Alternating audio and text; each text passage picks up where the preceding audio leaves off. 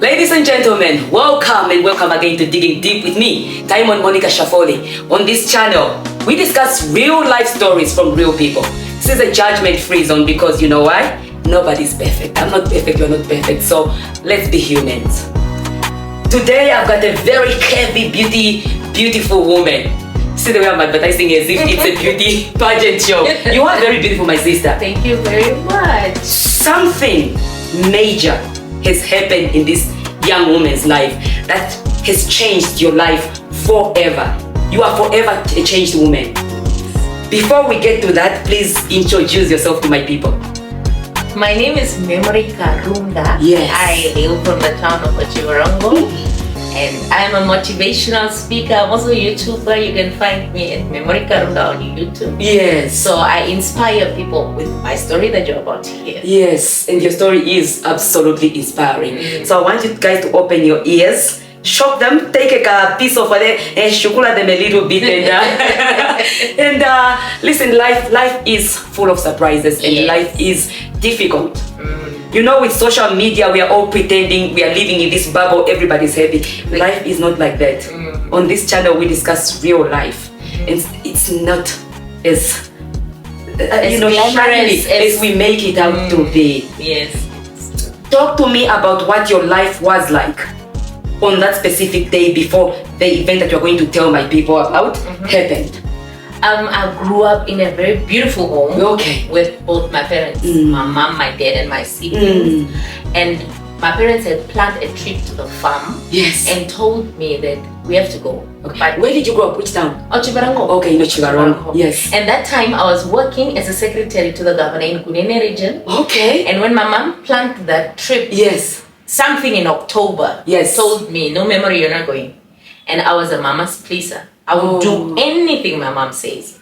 I went into my boss's office and I asked him, how do I start saying no to my mom? And my boss told me that, are you a small child? How old are you? At that time, I was 22, not 23, turning 24. Yes. No, I was 22, sorry. 22. I was 22, turning 23, because my birthday is in December. So, 22 years old, he asked me, how old are you? 22 years old. Then he said, if you're 22, you're supposed to make decisions by yourself. And you need to speak up for yourself. So you need to tell your mother you don't want to go. He asked me, why don't you want to go? I said, I don't know. Something is telling me not to go. I said, no, I'm not going to go. And I told my mom, I'm not going to go. My mom was so angry and furious. And then on Christmas Day, of course, my father was a truck driver. He came late from South Africa because he was driving from South Africa to Namibia, Zambia. He was driving the trucks around. So he came late for Christmas. My mom decided, no, even if it is late, I'm going to the farm. Even if you guys don't want to go, I'll go. That's what she said. And then my mom left. Yes. She left inside the room. And I told my father, you need to convince my mom to make peace with the fact that I'm not going to go. Then my mom decided she's going to leave my last born brother because that time I was having a boyfriend and I wanted to sneak to the boyfriend. You know that young love. That young love. Yeah. And then we slept. It was the 24th of December.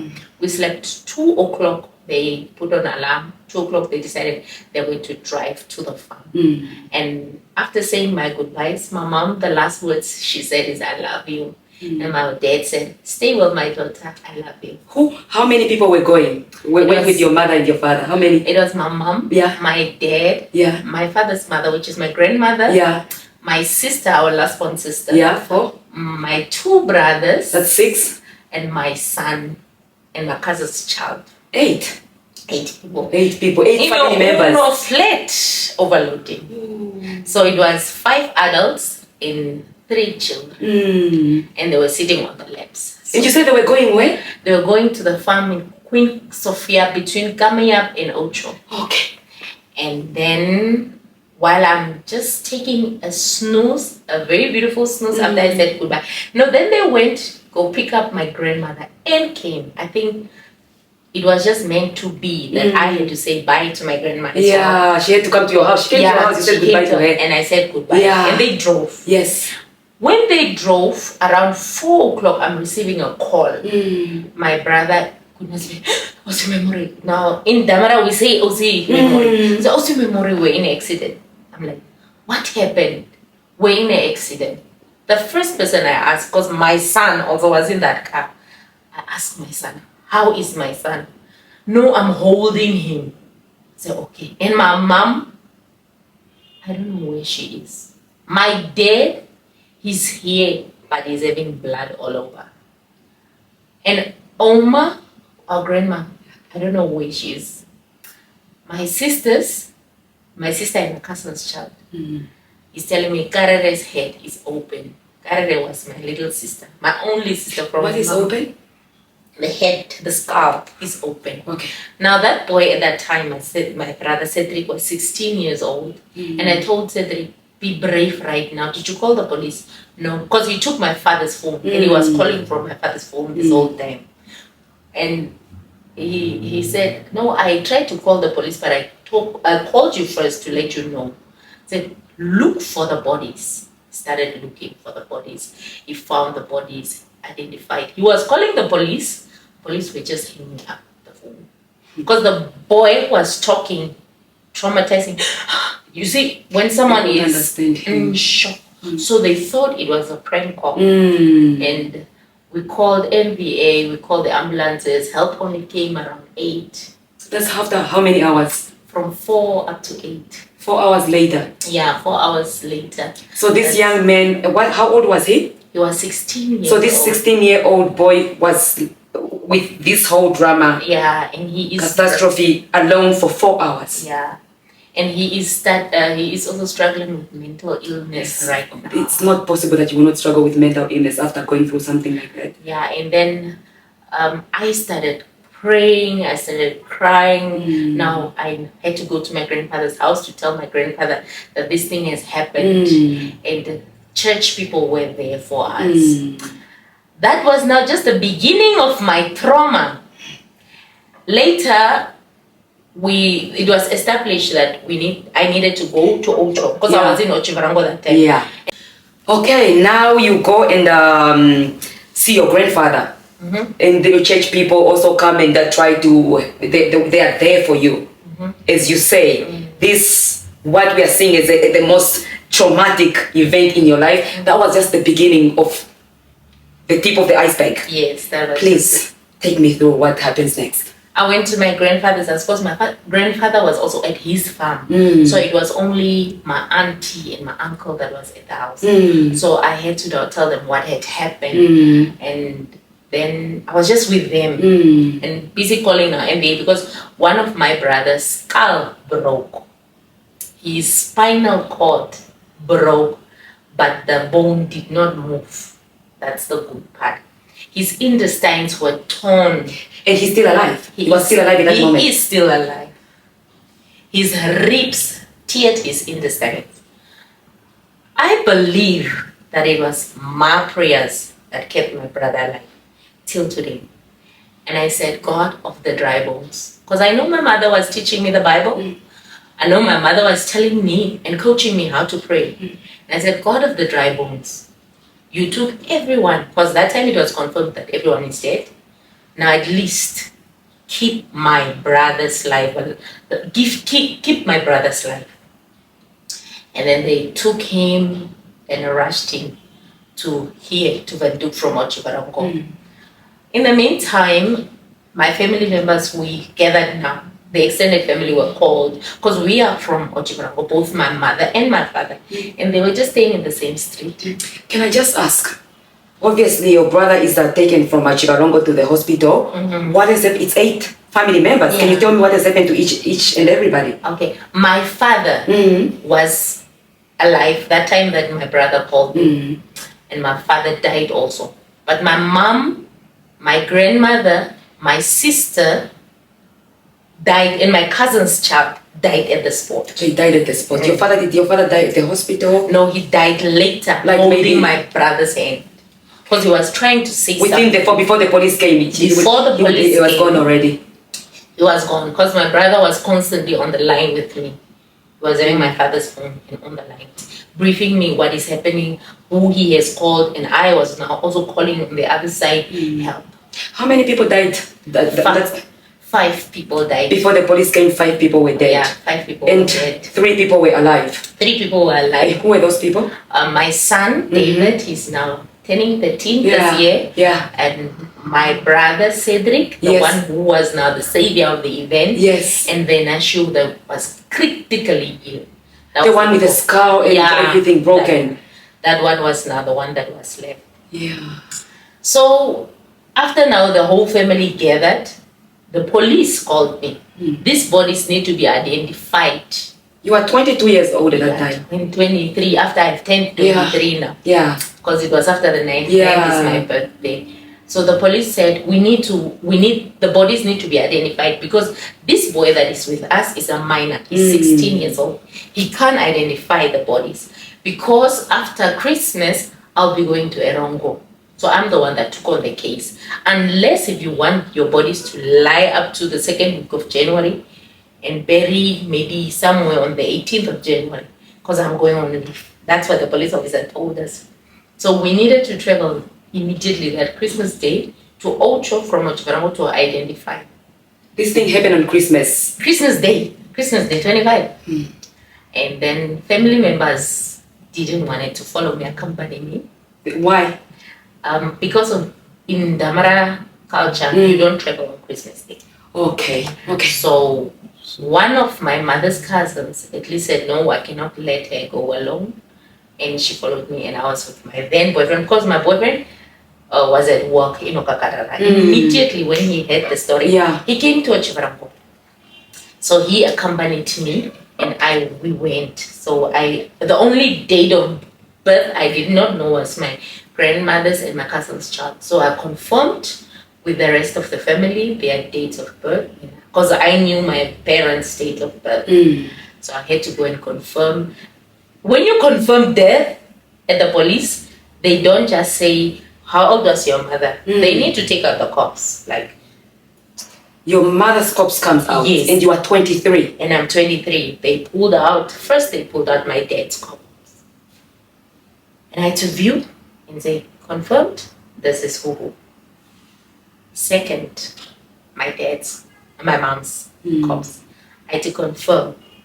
I'm just 23. And thirdly, my grandma's. And what broke me was my sister. Because I had an illusion she was my soulmate. Because she was my only sister from my mom's side. So I had a deeper connection with her. But then I'm a crybaby. But funny enough, I don't know where I got the strength. In the whole process, I did not cry. I identified them and I had to drive back. I had to now start planning for my parents' funeral. For your family's funeral? My family's funeral. 5 people. Yeah. Everybody's gone. Everybody's gone. And my mom was the only alive child of my grandmother. And she had a sister from her father. But those people don't care about us. My father was the only child of his mother, and we did not know who my father's father was. Yes, my father was raised with the auntie's children, but the auntie's children, when days are dark, I think they also went dark on us. So now we had to plan the funeral of our parents and our grandma and our cousin's child. You know what my family did? They decided they are going to separate the memorial services. You know, when you have a memorial service, culturally it's most at one house. My mom was legally married to my father. And they were saying they were together, they died together. They were in the same house, they were married. They were married. Okay. My grandfather decided that no, my mom was his child, so he's going to keep his daughter's funeral separate from the. So it was now my sister and my mother, because the other one. So people were fighting for the funerals. Yes. Where it should be held. Yes. And then my father and my cousin's child and my grandmother at my grandmother's house. Now imagine, to whose house am I going to go? You have your father, you have your mother, you have your... Whose house am I going to go? And then I decided, no, after the Friday now in the Tamara culture, we are supposed to sing the whole night at the house where now the memorial service is. I decided not gonna go to any house. Some of my pastor friends. I also want to talk about that. Yeah, no. Please feel free. Yeah. So I really want you to talk about this. Yeah, some of our pastor friends took me to a certain house saying that I'm not crying enough. And you are in shock. How sometimes when you are in shock you don't cry. Yeah, I'm not crying enough. And then they said, remember, you need to cry. So you're supposed to put on a show to cry? Yeah. You're supposed to make yourself cry? Yeah. So they took me to a certain house. Just now. I don't want to mention. Can I just ask you, why do they feel that you need to cry? Because they think I'm living in denial. That was their saying. So they took me to a certain house. Then we were sitting there, and then they said they cried. You should cry. So I don't know, I'm an actor by birth. So I needed to now think about things that can make me cry. So I started crying. Because I can easily just cry. Yeah. But in that moment you were in shock. I was in shock. But your body was responding to what you can't make your body do things. Yeah. So I started crying. So when you are crying like this, later on I'm seeing all the pastors are disappearing. All of them leave me with a certain pastor. And then Monica, let me just touch you like this. The pastor is caressing me. Please, memory, it's okay. From there, the pastor is going down. How old was he? I need to get this picture. I think he was 2 years older than me. So you were 23, it's like about 25 or 26. 25, 26. He's young, he's a young man. Yeah, he's young. So he's going down. So I stopped crying and I looked at him. What are you doing? When I opened my eyes, all the pastors are not there. Were all the other pastors just male? They were male. All of them were male.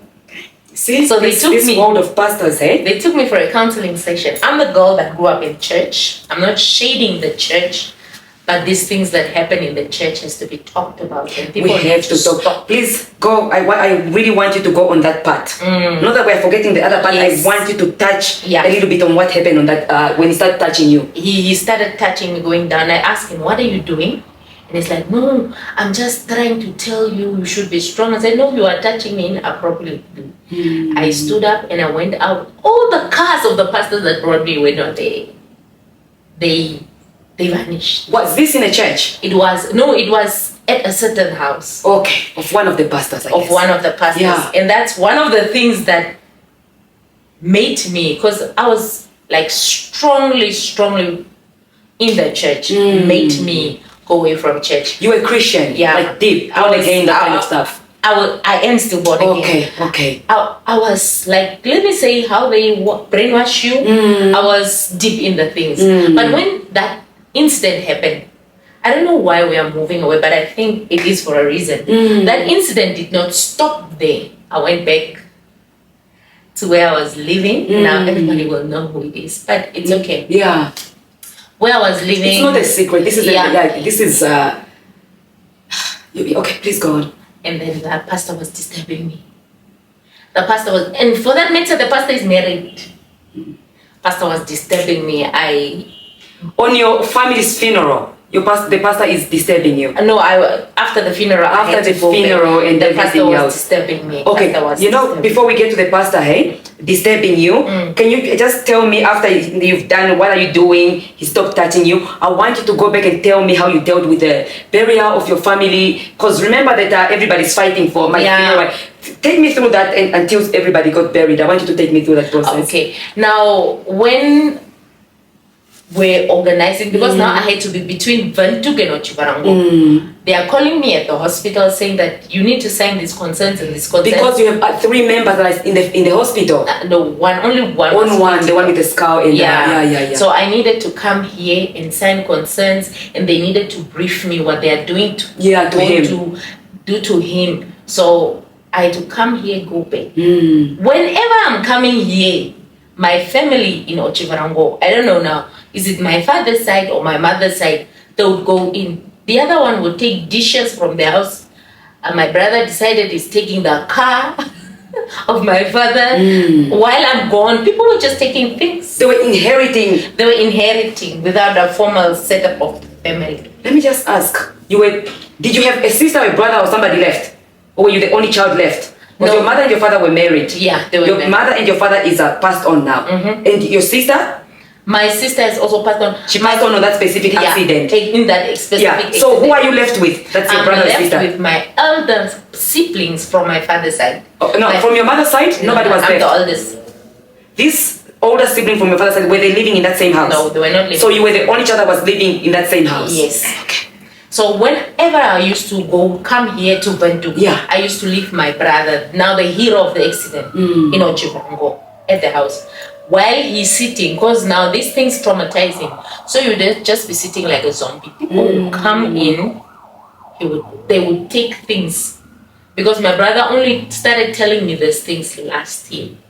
That who came, took this. And took. When you were busy coming to Windhoek to sign documents about your brother that needs attention, and then here you are burying your parents and you're gone. So people would come in and take things. So my grandfather decided, no, he's going to buy a lock and put that lock at the gate. But even if the gate is locked, so big things cannot be carried out. Now they started taking small things. And I needed to... Who are these people that are taking things? Who? My family. Your aunties, your uncles? Aunties. My father's your side. Immediate aunties? From your mother's side or from your father's side? My father's side. Okay. They were coming, they were taking things. And then I cannot ask anyone. If I'm coming and asking my brother, what happened? My brother said, no, I don't know. So he don't even want to participate. So I needed to now organize the family's funeral. So my elder siblings chose me as an executor. And I became the executor and I started planning things. And then all of a sudden I'm getting a call from the court. No, your executorship has been revoked. Why? There's a concern from your other siblings. Why? Apparently the family members found out issues that I want to eat the money, I want to steal the money. Please just speak up a little bit. So you've been stopped from being there. The executor of the estate. Yes. I've been stopped to be the executor now because the reasons that they gave me, my siblings the reason that the police gave you that your my siblings now, it's that I want to eat the money. Okay. I want to claim the money and eat the money by myself. Okay. You know, funny thing happened that it was my bonus month and I got money from somewhere. So that money I had to now organize everything. And through the wisdom that I had, I asked for a donation from someone. And my father's employers. So my father's employers assisted us now with buying the coffins. Mind you, it's 5 people. And the incident happened. The policies are frozen. We can't claim because of these fights that are there. Because you've been stopped. Yeah, because we've been stopped. So there's no one that's actually has the right. Exactly. So now I had to ask for sponsorship and they sponsored us with coffins. So we just had to pay for AFPOP and stuff like that. So you just had to pay for what? AFPOP. What is AFPOP? It's undertaker. Okay. It's an undertaker. Okay. That we had to pay. Okay. And MVA also came in and gave us death claim. So I claimed death claim for the 3. For the 3, which is my mom, my dad, and my sister. Just in case, because I mean, people are listening.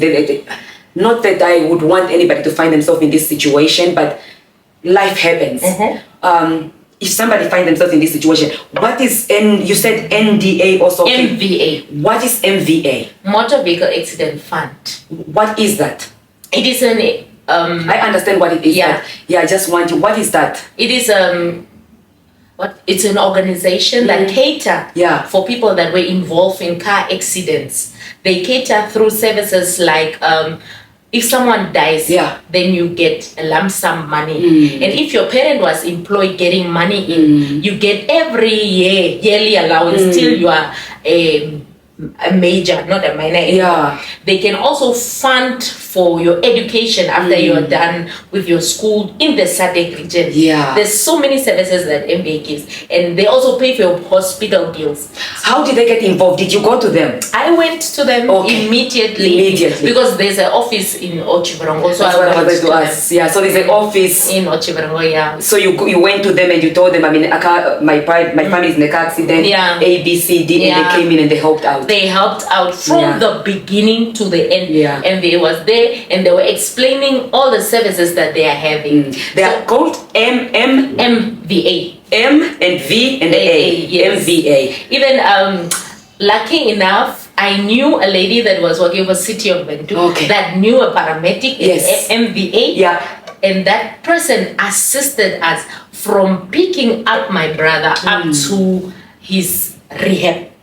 Everything was catered for. They can even pay for the psychologist. They do everything. That's what. Okay. So they came in, they help you out, and your family, you put them to sleep. Yeah, we put them to sleep. But the process of putting them to sleep was cumbersome because it was fight left, right, center. Please take me there because this kind of behavior need to stop.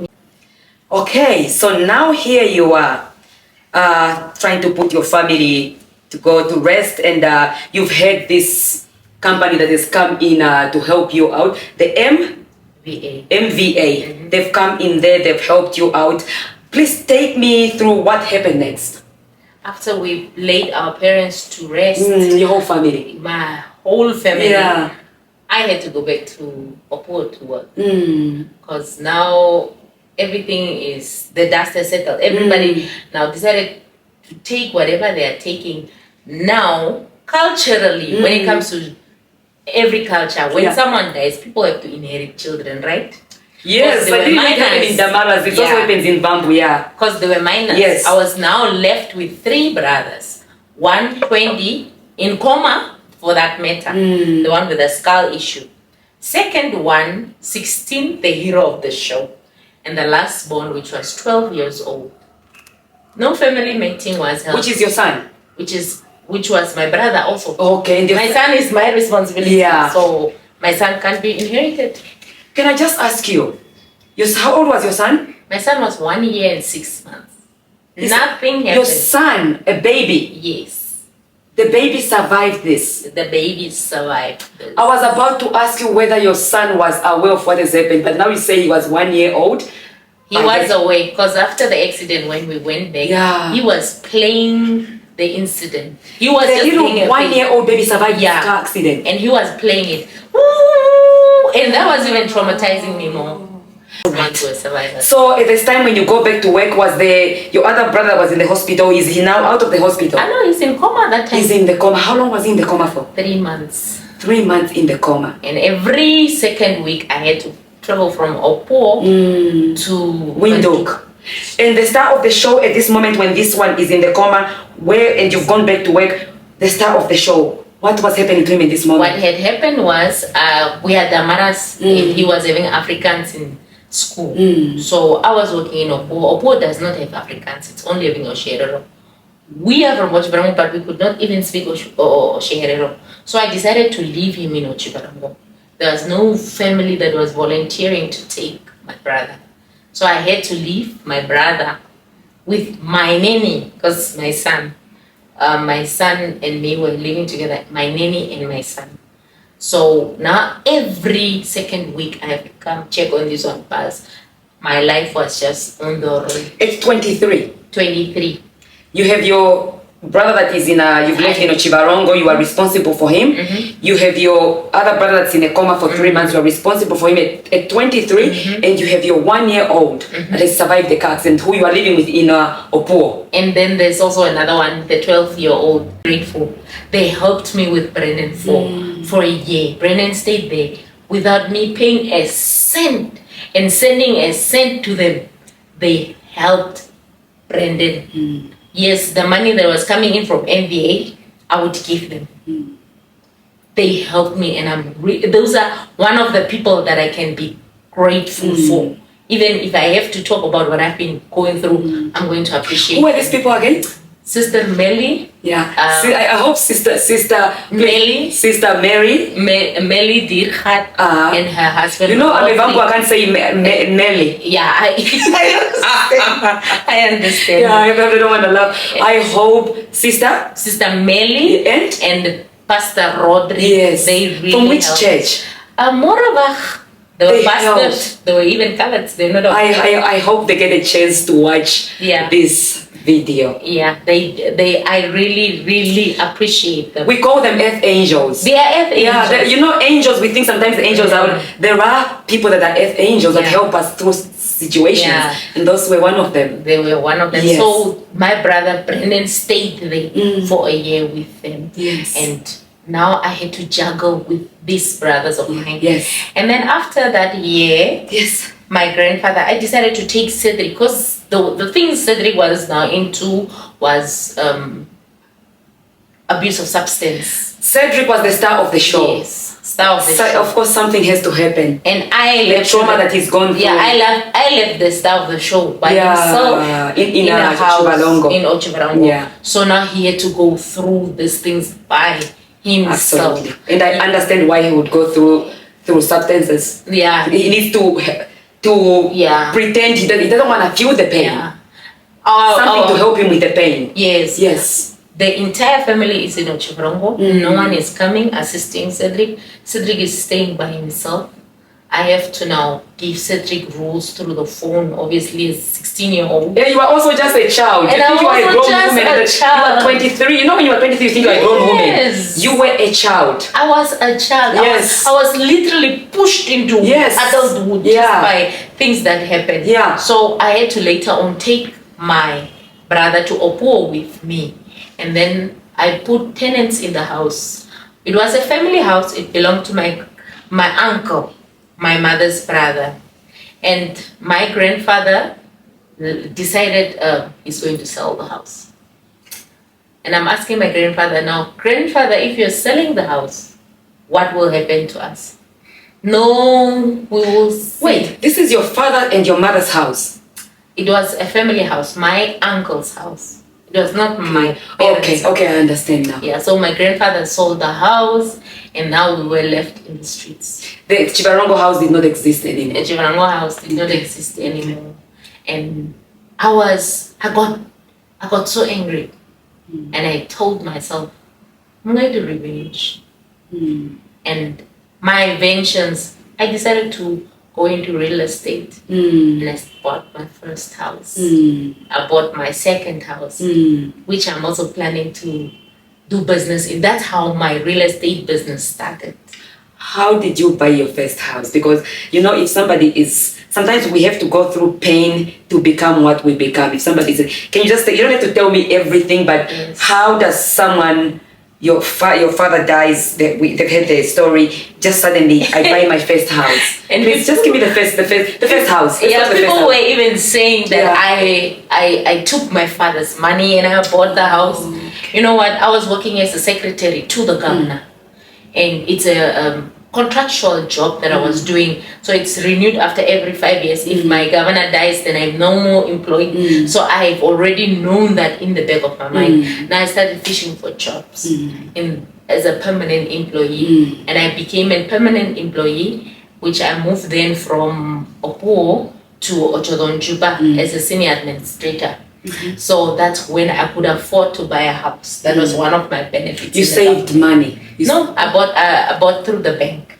Okay, but you know when you buy through the bank, don't you put down a deposit? I know. For me, you don't deposit. I don't know what happened. People are putting deposits, but I did not put a cent. Fine, I decided because now the thing that would make me sleep in the middle of the night, like if I go to bed, I would not sleep. I would see the vision of my parents' corpse. Yes, I know that feeling.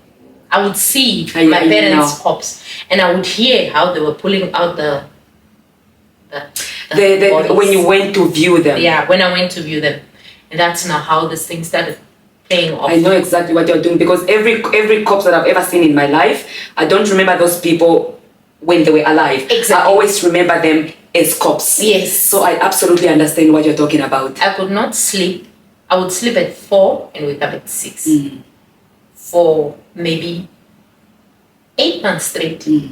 What would make me to sleep is alcohol. You now tend to alcohol. You see, I knew that something was missing, because you cannot go through this and just get it right. Something has this. There will be some distraction. Yeah. I want you to talk to me about that part. What I would do is, I don't know how I was finding alcohol. I was broke, but I was finding alcohol. Men were buying for me. My colleagues were buying. I don't know how I was finding it, but I was getting. So even the ciders would not make me drunk. Only maybe vodka. I don't even. Spirits. Yeah, the spirits. You needed something strong. I needed something strong, so I would take it before I sleep. That's the only thing. You had to take a spirit, the vodka or Jack Daniels or something like that, in order to sleep. In order to sleep. So I could not sleep by myself. If I lie down the whole night, I'm awake. Still, that time I'm going to church. I'm still going to church. I'm still praying. But I can't sleep. You remember you told me about those men that were touching you. Is this the same church that you were going to? Yes, I was still going to the church. Okay. Did this touching continue? The touching did not continue. Okay. But the remarks were still there. Them giving you suggestion. Saying that, the funny thing the pastor was saying to me is, I just want to put in the tip of the head. Okay, please. I don't know if I should laugh about this. Please. I need the volume a little bit. The pastor was... it's church. Yeah. I'm not religious. I'm very much into spirituality. Yeah. Yeah. And these are some of the things that make me not to go to church. The pastor said what? Pastor was telling me I just want to put in the tip of the head. How okay, you can't just say it like this. There would be a moment that he would have to come to you in order for him to say that. What was happening is pastor would come at my place. And then the pastor would say, Memory, I'm having problems with my wife. And then he would talk their things. And then I would advise him, now pray about them. And then he said, but I'm having this strong urge. What can I do? Can you not help me out? Now what he was doing, he didn't know that my nanny is there. So I would hide my nanny behind the... So she can hear? She can hear. Yeah. But I think he got smart because he would change the topic in Afrikaans. Because my nanny was Vampu. Now if he speaks Afrikaans, she will not understand. And he said what? He would say, please, just the tip of the head. The tip of head going where? Did you ask him? He said, I want to put in the tip of the head. Me, I will ask. Did you ask him? I didn't ask. Tip of the head going where? He said, I just want to put in the tip of the head. So obviously I understand what he means. It's just to penetrate a little bit. Yeah. And what did you say? I said, no, I cannot do this. Pastor would knock on my windows non-stop up until I had to now move from my place to another person's place, because now I needed evidence, because everybody I was telling, he was telling them that I'm the one after him. So I needed evidence up until the wife went to the police and reported me. Reported you? Yes. Like you are after her husband? Yes. So if I'm after a man out there, you have a right to go to the police and report the wife? Is that something that you can report to? She had benefits because she was in the force also. So she was in the police as well? Yeah, so she had to report me for apparently disturbing her husband. The good thing I did is... So like you were reported for harassing the husband? Exactly. Harassment? Yes. And then I said, I can also open a case for defamation of character, you know, right? That's now when she backed off. I was called in by the station commander in Opo, saying that you are disturbing someone's husband. So one thing, the reason why I speak about this, one thing I want to say is, pastors, leave the girls alone. You're there to serve the nations. You're there to save the... Like in my case, in my most vulnerable moment, that is when the pastor was trying to pray on me. If I was not strong enough, I would have fallen. And what could have happened to me? You are entrusted by God with these souls, and these are the things happening. Then my relationship there with the Lord also started falling apart because all this embarrassment started happening in my life. Because you are now this girl that's after someone's man and everybody Apparently. has heard about it. And the only support I was getting was now from the church, because my family had turned their backs on me. The people of the church are actually even the ones that rescued me from this pastor. So they knew his character.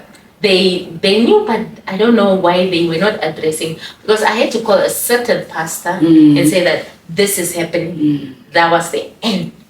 It ended. Yeah, then that pastor reprimanded this. So What happens now? I'm just drinking every night. So it was my sedative to sleep, because I didn't know what to do. Because the best thing I knew how to do was to pray. And then that was in August was the time I met my husband. So I decided that specific day I'm going to the bar, because I'm working for a high office. I cannot be seen around at bars, and I'm a church girl, so I can't be seen around at bars. But that day I decided I'm going to the bar. Today I'm going to drink, because I got information. The boyfriend I was having that time, before I now met my husband, was a nurse. So I had information that if you drink, your sugar levels go down and you can die. So I decided I'm going to drink today, drink myself in a coma. So when I came there, it was my husband's birthday, 8th of August. He wasn't your husband then? He was not my So it was this man's birthday? Yeah, it was this man's Yeah, birthday. this stranger's birthday. So his friends, mind you, he's not drinking. His friends had a party for him, birthday party, at the nurse's home. He's also a nurse, for that matter. It's a birthday, and then they forced him, let's go to the bar. As we are going to still continue our party, we should go to the bar. And he came, and it was so uncomfortable, one could see. But before that, I tried and commit suicide, because everything around me was not fine. Maybe around March, I tried and commit suicide, because the relationship I was having at that time, things were not going well. My parents are no more there. I'm left with financial strain, no one to assist me. So I just decided, let me end my life. So when I tried to commit suicide, that's when I met my husband there.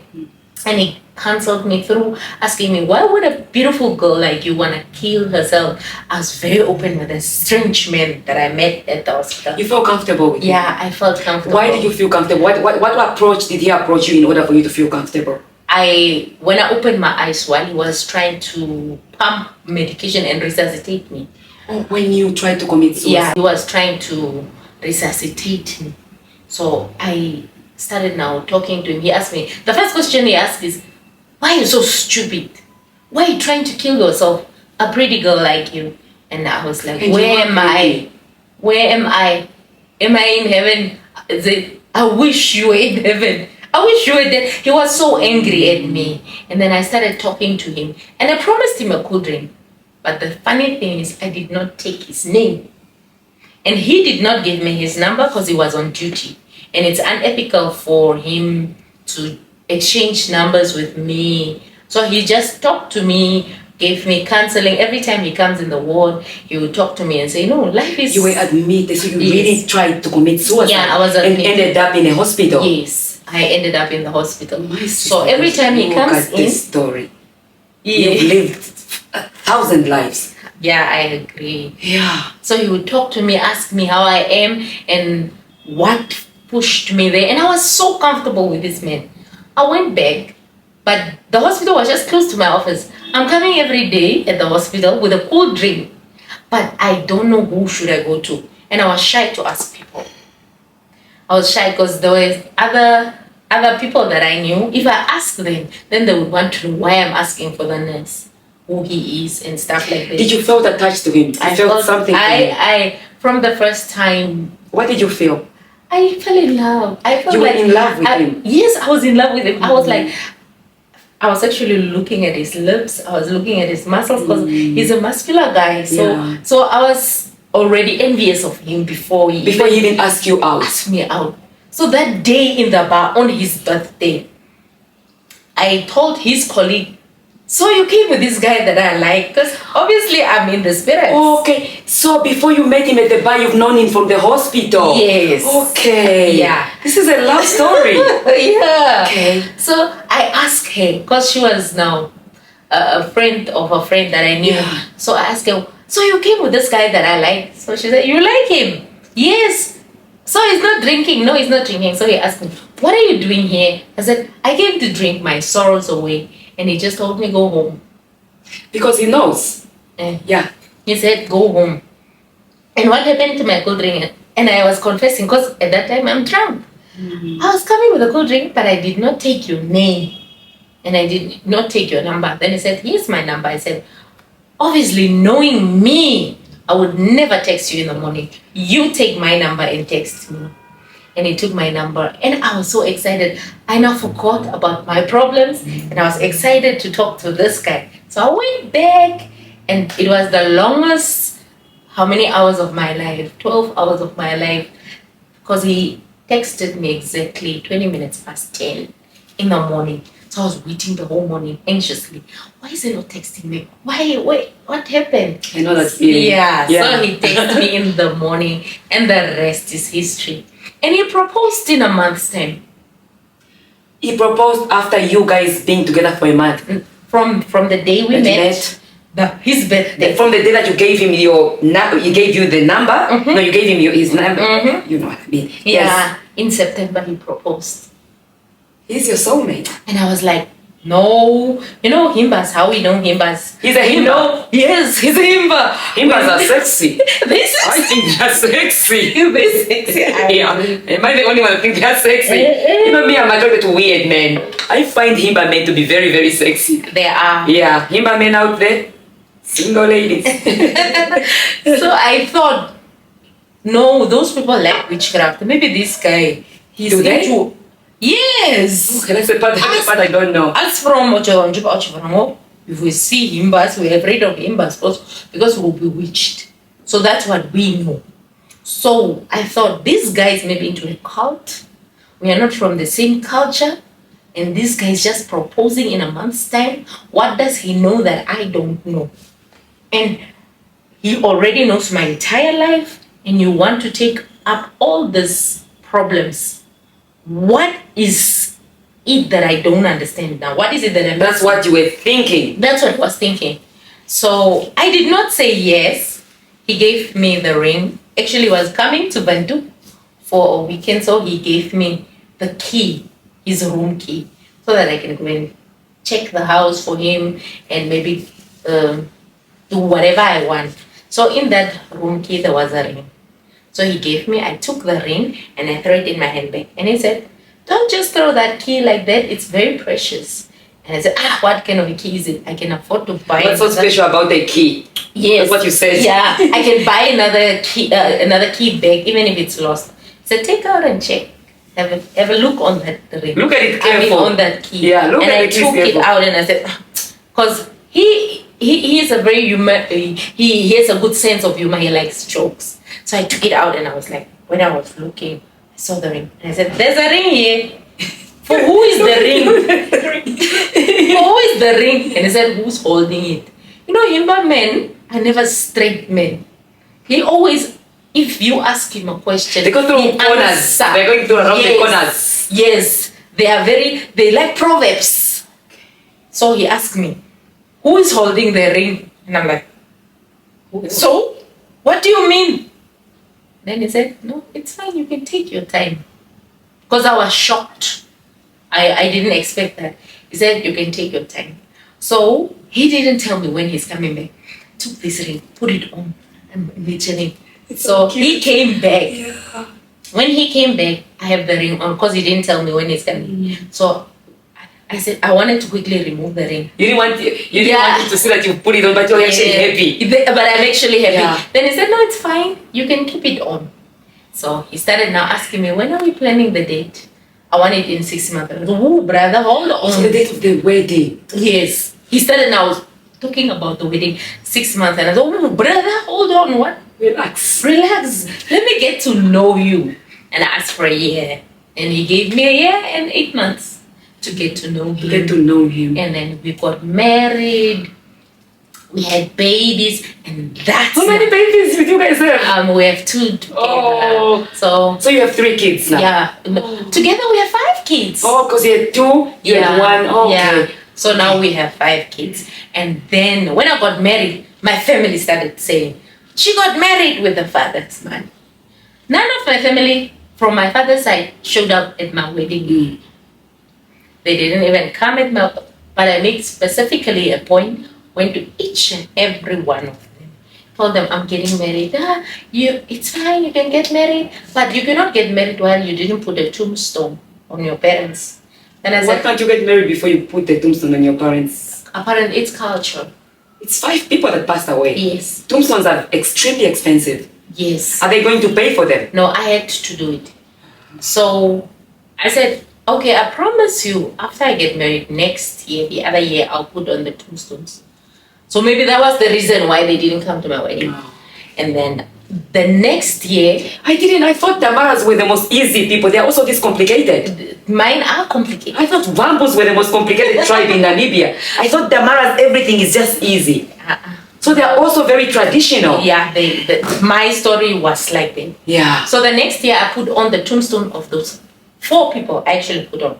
With your own money? With my money and my husband's money. Nobody helped you? Nobody assisted a cent, nothing. Because that was the obligation that they gave me. Though they never supported me, I did that part. Now, tombstone, we need to unveil. Inform them we want to unveil. None of them showed up there. I unveiled, they went to tie again, and they had their own unveiling ceremony. For the tombstone that you put on? Yes, that I put on. Okay. So this life is very interesting. This life is very interesting. Yeah, that's all we can say. Yeah, that's all we can say. And then I started living my dream. I started living my peace. I started living a life that God had intended me to. I think that meeting my husband was therapeutic for me. And that's when I started living. I started sleeping actually at night. Because I have someone that loves me. And I started feeling the love of my son and my brothers. And you didn't mention you started buying properties. Yes. And this is when you buying properties started. Yeah, when I met my husband. Get into that. I got a permanent job. I bought my first house through the bank. Then me and my husband, when we met, my husband told me, you're not going to use your salary. Save your salary. And I've been saving my salary. We all need a man like that. You know what I mean? Yes. Yeah. Every woman need a man that can say, you don't need to use a salary. Yeah. His money is our money. Yes. My money is mine. We were using his salary. Situation. And then from my salary, we bought our second house. Cash.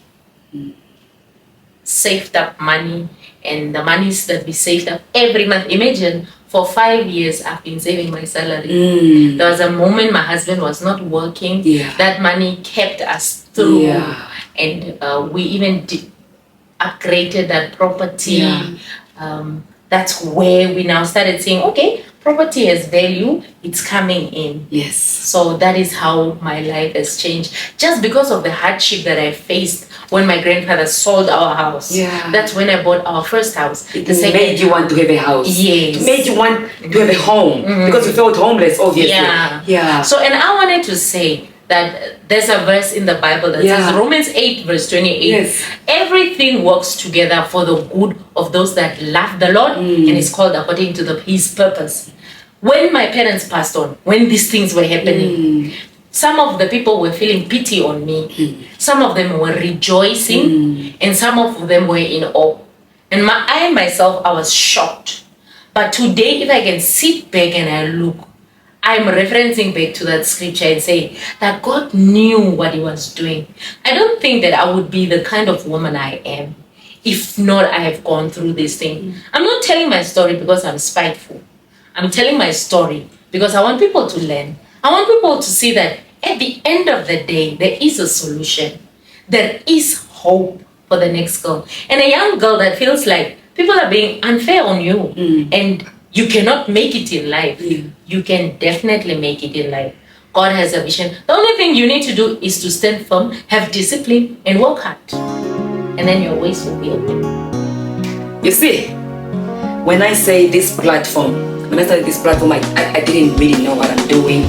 I felt being called to have this platform. I still don't know why I have this platform. But now when I'm meeting people like you, I'm starting to understand why this platform is here.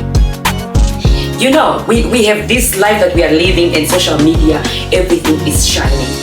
And we are starting to move away from what real life is. We don't want to put a light on the real life, the pains, the suffering, the everything that we go through.